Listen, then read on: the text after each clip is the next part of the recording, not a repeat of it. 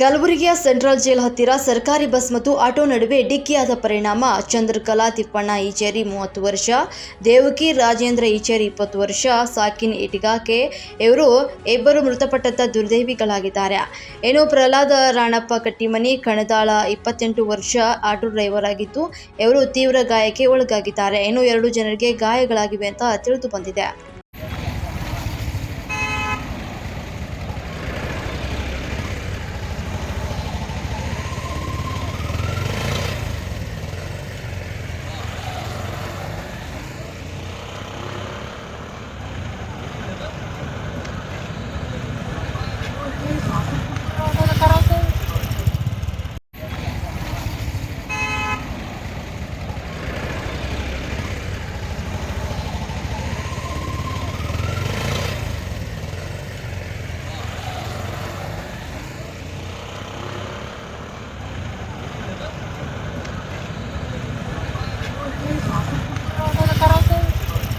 ಈ ಕಾರ್ಯಕ್ರಮದ ಸಹಪ್ರಾಯೋಜಕರು Kalaburagi family restaurant. ರುಚಿಯಾದ ಊಟ ಸೇವಿಸಲು ಒಮ್ಮೆ ಭೇಟಿ ನೀಡಿ.